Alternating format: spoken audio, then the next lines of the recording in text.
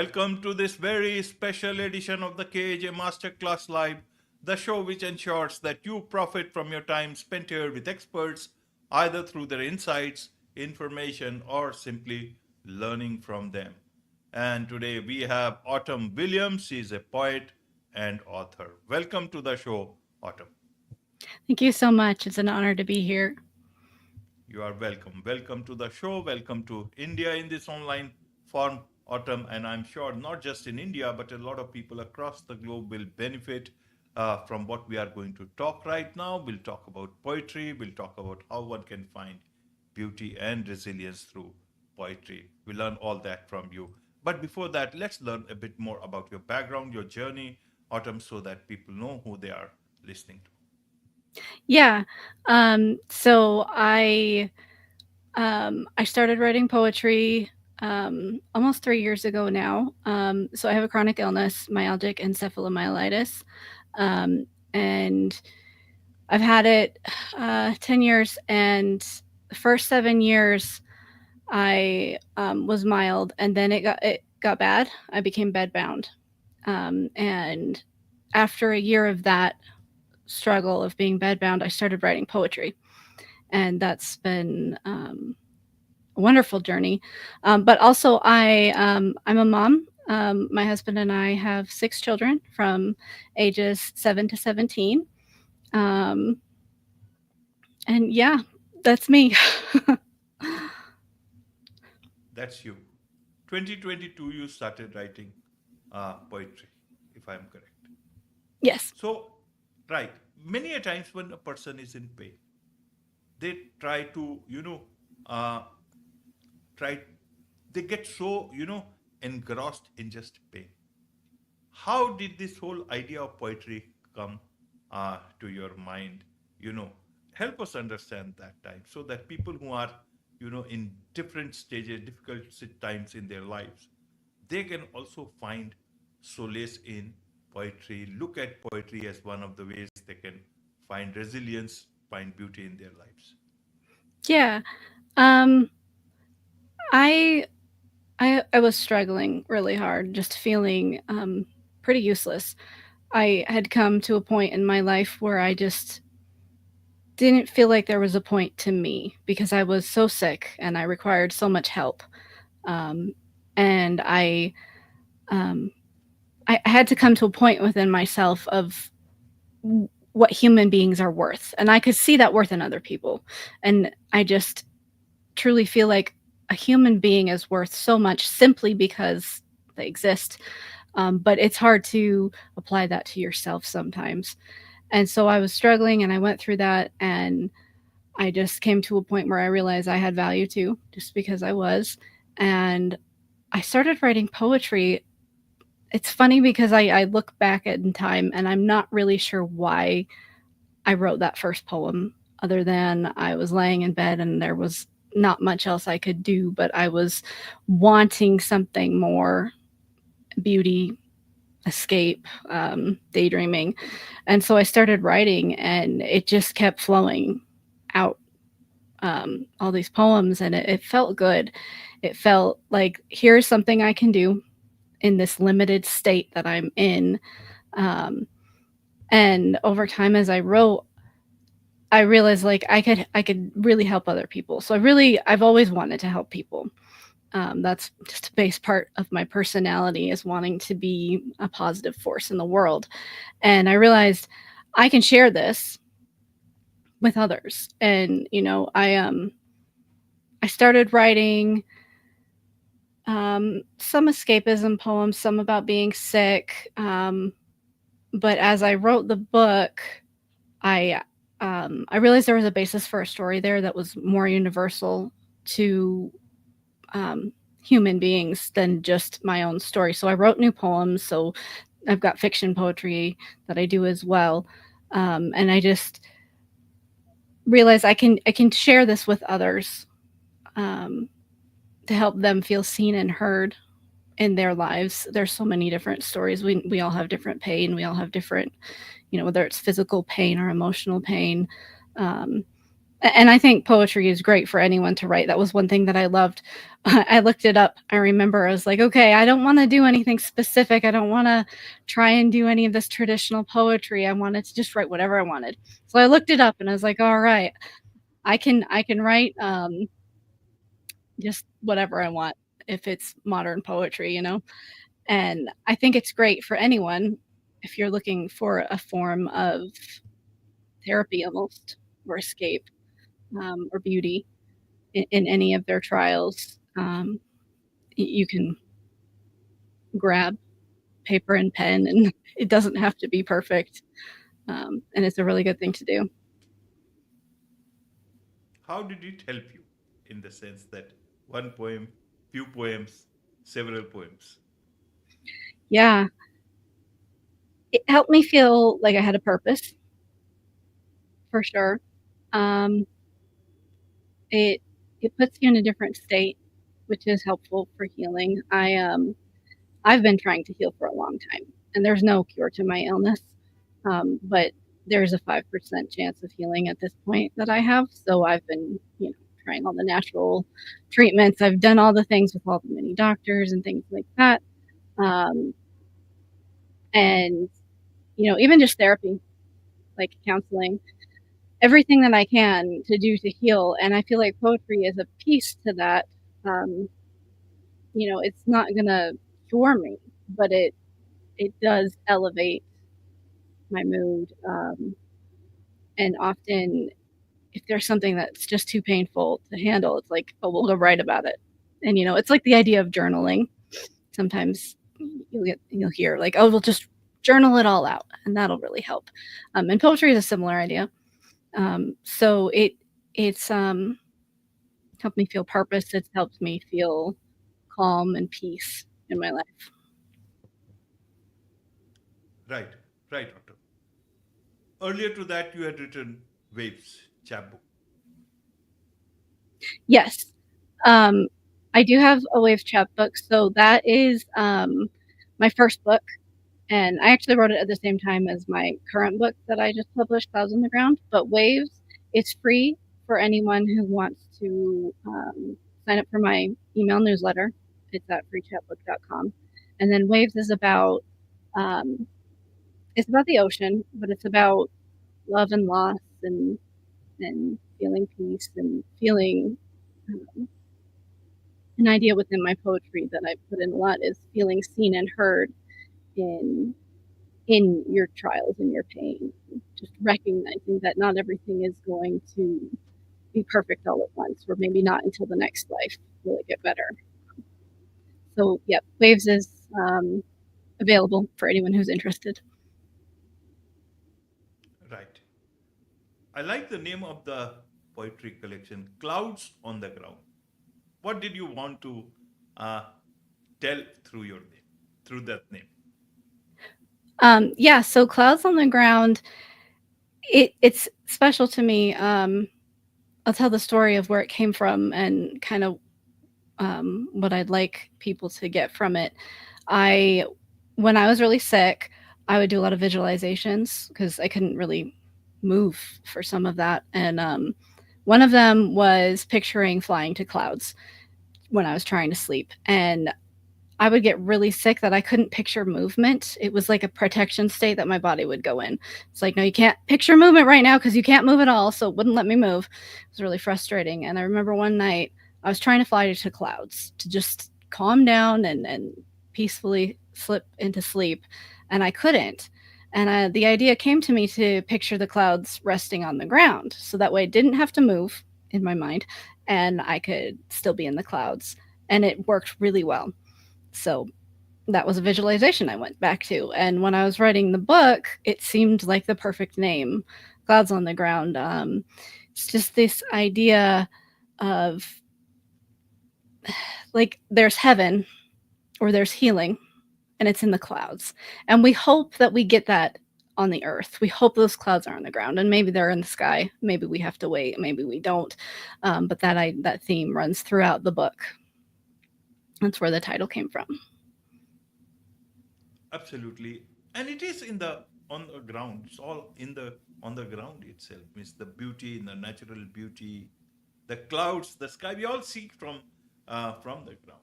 It all has to be the perspective.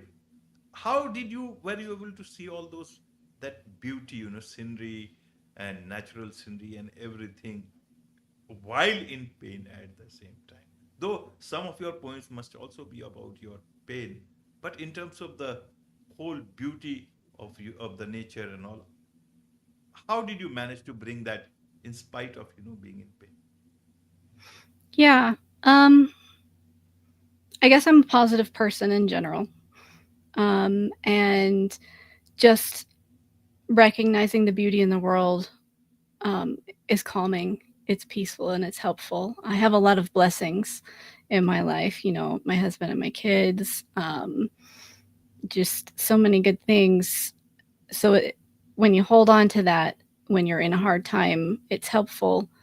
Um, but it's almost a form of meditation to think about nature or be in nature. I can't be in nature as often as I'd like because I'm as sick as I am, but I love putting it into my poetry um, to feel like I'm somewhere else. A lot of my poetry is nature poetry, just escaping not just into clouds, but into mountains or by the ocean or, things like that. Um, so I, I don't know. I'm able to see beauty because it's there, because it's helpful, it's calming, and it's definitely a good escape.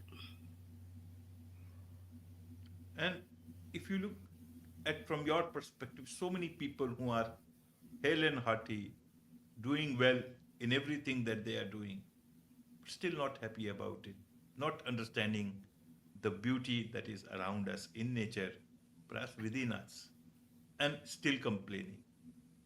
What would you like to tell them from the place that you are in? That you are in pain, but you are able to look at the beauty of nature, understand it better, and people who are in very, very good positions are not able to do that. Yeah. Um, I would encourage them to try because I think even if we are in good positions, we can look around the world and see a lot of awful things. And I think that weighs on us a lot, whether we're sick or not sick, um, whether we are, dealing with other hard things. Definitely, though, it's healing. It's uplifting to reach past the negativity, to reach past all the hard things. Because I really don't believe that there is anyone who isn't dealing with something hard. So, I mean, some people have it worse than others, certainly. Um, but you really can reach to that state. You can, I've been in dark places, and you can come out of it um, by holding on to love and goodness and beauty, and it can carry you through those times when it's so dark that you can't see an end to it. But it does come. It does come. The end to those times come. Um, it can help you just in your day to day. There's no. For me, it's easy most of the time until it's hard because of my personality. And for others, it's not as easy, but it's still possible. Um, and I think just one thing I learned in therapy is counting blessings. And it's, scientifically proven. It's not just a religious thing or a spiritual thing. It rewires your brain. And so it's not just the big things, because sometimes it's the little things. And I found really focusing on, like, oh, I love this warm cup of tea. It's very calming to me. Or this notebook and this pen, like, they're just right for me. It took me a while to find the right ones. Just little things can sometimes be helpful when we have a hard time seeing the bigger blessings. But looking outside at the sky, watching the clouds and seeing what color are they today. Like, today they're purple. yesterday at sunrise they were orange, and things like that. I would definitely encourage people to reach out and do those meditative moments. Find that beauty in nature, find the things you're grateful for. It's uplifting, and it really helps carry us through life that can be very hard. What has been your process like writing few lines at a stretch, or the full poem at a stretch, uh, because you got to also, take care of yourself also. So how has been that process? And if halfway you have written, then coming back into the things, the same thought process. Yeah. Um, so for me, I don't write on a schedule because I'm sick. I just write when the inspiration comes.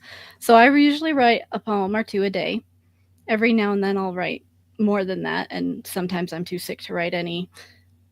But so I'll just either grab a notebook, excuse me, or my phone, if, just depending on where I am, and I'll just, if I'll just stop everything, and I'm like, I got to do it because otherwise I'll forget. So I have brain fog. That's part of the illness, and I can forget things pretty quickly. So I don't want to forget the poems. So I'll get them out, and then I will come back to them, edit them, really look them over. Eventually, when I have what I did with my other two books, Clouds on the Ground and Waves, is I'll send them to my editor and really go over them. She'll go over them and then send them back to me, and then I'll edit them again. But I don't I don't carve out like hours of time at a day. Like, this is my writing time. I can't do that. So it's just really random when I start writing. And it's helpful. It's definitely a healing thing. It's a comforting thing to do. Right. So more poetry coming in the future. Yeah, definitely. I am writing my another book right now. I have I have a bunch of them planned for the future. I wrote a bunch of poetry, and I have plenty for other books, and it it's been going really well. So Clouds on the Ground, when it released that day, um, I woke up and it was at number 9 for nature poetry on Amazon. And then by that night, it was number 1 bestseller for nature poetry and American poetry.